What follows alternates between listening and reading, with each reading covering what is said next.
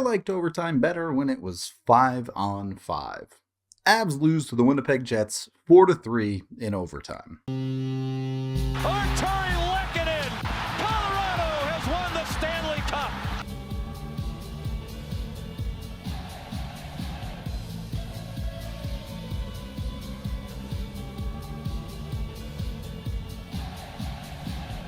Look, on the whole, I don't think the Avs played that bad in this game. Their defense struggled in the first half, for sure, and they couldn't close it out in the third period when they had an opportunity to win the game in reg. There are issues, and that's why they lost the game, but this wasn't a horrible hockey game by any stretch of the imagination. The only period you're looking at and saying they have to be better than that is the first. And even that period wasn't that bad. They only got outshot 11-9, and they generated some decent chances for themselves. They just didn't finish, and Winnipeg, well, they did finish. The biggest issue remains the penalty kill. It's still just way worse than it needs to be. Again, it's game 4. We're expecting it to get better. I'm very confident it will get better, but it still needs to do that. That is ultimately what cost the Avs their first goal of the game. So initially, the Avs almost give up a super dangerous rush chance here, but they do a good job of back-checking to take away what could have been something scary here, and Winnipeg opts to pull up and reset. So that's fine. That's good PK defense, arguably. But once they're set up, this is just weird. You gotta check the guy. I mean, this is the biggest passing lane in the history of time. No one's ever getting a stick on a puck through this. And maybe the Avs are comfortable with leaving that one. But you can't leave it forever. Because after the one, okay, you give that one up. Now nothing else can come through the middle. And that's not how this plays out. EJ gets caught in between players because Manson had cut out high to help attack the puck carrier. A weird decision. I would have left that to Logan O'Connor. So EJ tries to slide across, does EJ things, gets beat. That pass gets through, and Manson does an okay job of breaking it up. They don't get beat on the back door. At least there's that. But things don't get better. Because EJ went for the slide, he's now struggling to get back on his feet. The puck is sliding through. Anyone make a play on this puck? Logan O'Connor could have been more aggressive to try and make a play on it. It's a bit of a weird situation with Compher and EJ. They kind of get tangled, and EJ actually tries to push Compher away. I don't know if this was just instinctual to try to catch his balance, or if he thought he could actually make this play. But that's a bad look, because this puck floats across. EJ completely misses it with one hand on the stick. Honestly, to me, in fact, it even looks like EJ might think Compher is a Jet, and he's worried about losing a battle to him. So while he's focused on Compher, whiffs on the puck, it goes between his legs, and the man he's supposed to be covering is able to fire it between his legs and into the net. That is an absolute mess from Erik Johnson. So there are some PK issues there. You don't love the passes just floating back and forth across the middle of the ice freely, but really, EJ just needs to play better. I mean, you just have to do a better job than that, and he will for the most part. EJ isn't an all-star defenseman by any stretch of the imagination these days, but he knows how to skate, and you're not going to see him fall over like that all too often. So an obvious glaring error there that, while it's not de facto easy to fix, there isn't really anything you have to fix on the critical error. Just expect a player to play better that knows how to play better. The problem is special teams continue to be an issue even off of the penalty kill. 4-on-4 is where the Avs give up the second goal of the game. It's a normal 4-on-4 breakout. The Jets execute it well and do put the two Avs forwards a little bit behind the play here, but they're flat-footed at the blue line too. So this is fine. It's a 2-on-2 or 3-on-3 situation, depending on how you want to count Mikko in the third forward, whatever. The problem here is Devon Toews just plays a little bit too soft. He just gives too much of a gap, which is weird. You're used to Toews playing these types of things perfectly, but he just doesn't this time. And we found out after the game, Toews went for an X-ray, so maybe there was a little bit of something else going on there. We'll see if that has any future impact. On this one, he just lets the guy go all the way down to the top of the hash marks. You can't just let a dude into the highest scoring area of the ice for free. You have to close that gap up. You have to cut off that pass in some way. He doesn't. The pass comes through, and then this combines with Georgiev just a little bit late getting over, just not quite fully set to block this shot. And he gets beat on a shot that maybe you don't want to see him always save it, but you'd like to see him save it some of the time. This is less one where it's a glaring error and more one where you just know that the Avs are capable of better than that. And hey, if you get beat on a play like that, but you didn't give up the penalty kill goal earlier, then it probably doesn't feel as bad. It's these things when they combine and start to stack on top of each other that you start to say, hey, this isn't good enough. The Avs get nothing in the first except for a good post, so at least that's a thing. And then in the second period, the Avs kind of figure it out, and it's of course their top players leading the charge. They put together an excellent extended shift in the offensive zone, and then they just beat Winnipeg. At this point, the Avs have genuinely probably spent 90 seconds in the zone with Winnipeg, and they're still playing hard and making things work. It's a little bit sloppy, but they're winning the battles and they're getting consistently set up. And Makar sends it across to Taves here, and you can see Winnipeg just dead tired. They have the two high forwards and then an ocean to the guys down in deep in the zone. So Taves, all he has to do is get it past the first guy, and they've got room to work with. It's a good job of finding McKinnon, who steps out to create an option for himself. And Winnipeg is just caught in all sorts of places here with tired legs. McKinnon with a great one-touch pass over to Mikko, gets it by the guy. No one covering the net front for the Jets, and Mikko's able to put a nice finish on it. Now, on Winnipeg's side of that goal, I'm sure there's a million things you could look at that you'd like to see the defense play better. Get their opportunities when they have them to clear, or get better passing lane coverage, whatever you want to break into there. But at the same time, the Avs are the team winning the battles, getting the pucks, making the plays, and making Winnipeg look bad. So that gets the Avs back into the game, and unfortunately, they can't keep that momentum up. Winnipeg does bring it back to the Avs to get that 2-goal lead. After an initial zone entry, the Jets are going to dump this puck around to the corner, and Makar decides to slow play this and engage in a puck battle after the puck has been picked up. He does a decent job of being physical, but ultimately ends up losing the positional battle and just losing the puck battle. So you've now created space for yourself. You have Taves trying to cover the middle here, but he's just not able to pick off the pass, didn't quite connect. And then you have Mikko trying to cover the back door. 3 failures in a row, you know where that's going to lead. Mikko, again, nearly gets it, but just not quite enough. It trickles through, and you got a goal. Like I said on the Avs goal, that is a play where you'd like to see the Avs play better defense. You'd love to see Makar win the corner battle. You'd love to see Mikko do a better job of being in that passing lane and intercepting the puck.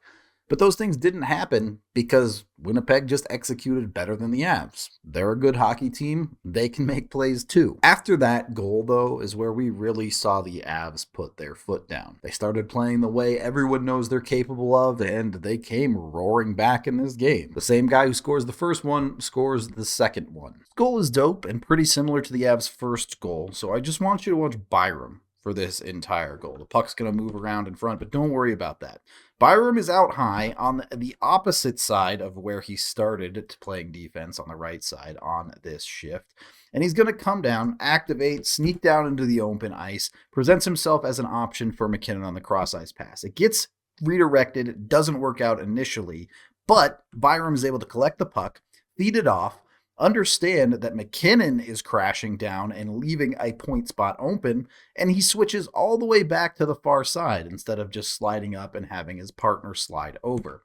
He goes all the way around. This also takes advantage of the broken stick on side of the Jets, but Byram finds the soft spots so well. He knows the defense isn't focused on him with guys like McKinnon, Rantanen, and Nichushkin on the ice. He knows he can find their blind spots, and it takes advantage of the Jets just entirely. So much space, so much good work from him, and he's not afraid to be patient. He doesn't panic. He doesn't pull the trigger here. He recognizes everyone on the Jets is puck watching and is now looking at him so that he creates enough space to just create that little separation. Mikko knows it's coming. Look at how choked up he is right there. Byram makes the pass, and it's another easy goal. Another beautiful play, perfectly executed for the Avs. And at that point, you're thinking, all right, they're in this game. They can go into the third period down by 1 and have a chance to win it. But the Avs are just a strong team. They're able to do it before they even get to the third period. They draw a penalty. The one bright spot of special teams, the Avs power play continues to be very, very good. The Avs adding just another little riffle to this play here. They're working it to Mikko, and he steps out into this circle half wall area that he does often use, while Val slides in behind the goal line. Now, this is just the initial setup. You're going to see them immediately switch with Val carrying the puck back out and Mikko heading back down there. Look at the mess of bodies it's creating on this power play. You have both of the guys on the Jets on that side completely right next to each other. They're just not covering a lot of space. They're all worried about this through pass to Lehkonen or the far side to McKinnon. So Val says, if you want to cover those guys, we'll just run this play we've ran 4 times already this year. I go down to Mikko, I cut towards the middle, and you guys get caught. Again, they're worried about McKinnon. They're worried about Lehkonen. Val slides into the soft spot. Lehkonen with good awareness to realize this is not a pass to me, and Val picks it up. Val picks it up and is able to finish. Val's 5th goal of the season in just game number 4 and his 8th point. Obviously, there's no way it's going to keep up at this rate, but it's the best start you could have possibly hoped for Val on his new deal. He seems to have a great thing working with Mikko down low on that power play. It's nice to see the spots where the Avs are finding chemistry, because in a lot of places it's few and far between. And just like that, the Avs reset the game. It is now a 1-period game going into the 3rd period. You win the period, you win the hockey game. The thing about that phrase is, though, it's not necessarily true. What it should be is, you win the period on the scoreboard, you win the hockey game. Because I think the Avs won the 3rd period. They outshot Winnipeg 9-5. They had dozen more chances than Winnipeg did. They were the better hockey team, but they didn't beat Hellebuck. So they might have won the period, but they did not win the period on the scoreboard. And I don't even think this is that bad. Tip your cap to Hellebuck for how well he played. The Avs had multiple grade A chances, and it wasn't just the top guys like it was in the 2nd period. Alex Newhook had a great chance. Martin Kaut had a couple of great chances. You saw decent chances come through for guys like Erod. It was good quality hockey for the Avs. You just didn't see them get rewarded for it. And fair enough. They put themselves in a 2-goal hole multiple times in this game. Maybe they didn't deserve the reward. Honestly, for a game that the Avs lost, I think there really are a lot of positives to take out of this one. Georgiev looked sloppy at times, but he gave the Avs a chance to win, didn't surrender the critical goal in regulation. The Avs' top line and top defensive unit obviously looked great. Nichushkin is continuing to roll, and you're starting to see something form a little bit in their bottom 9. It's not there yet, and it needs to get there, but it's better today than it was yesterday. And then you get into overtime, and come on, you know how this goes. This is pretty routine stuff for Colorado. The Avs just aren't good at it, and they're fine with that. They're happy to live that life. 1, because they just don't practice it, and 2, because it doesn't matter when it comes to the playoffs. 3-on-3 is not really a thing. It's a bit frustrating, for sure, that they keep losing in the same ways, but it's just not that big of a deal in the grand scheme. This isn't a team that needs to scrape out every point to sneak into the playoffs anymore. Nonetheless, this is still going to be a frustrating goal breakdown. The cardinal sin of overtime. A low percentage shot that makes you lose possession. Mikko misses the net entirely. It leads to a bouncing puck that McKinnon has to just slap at to try and keep possession, and then wires just start getting crossed. Mikko is cutting in, thinking McKinnon has possession. When he doesn't, the puck slides out of range of both of them, and they're both behind the goal line for Winnipeg. This is something terrible.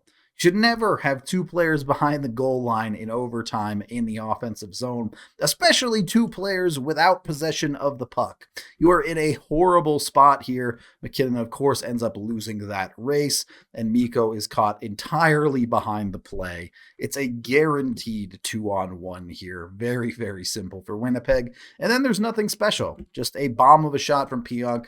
And credit Pionk here. He puts this thing barring in. It's a great shot, but a little bit more intelligence from the Avs, and this never happens in the first place. And the Avs drop a game that they could have, arguably even should have won. The defensive issues and sloppy puck management there are fine. Again, these are not long-term worries that I'm concerned about.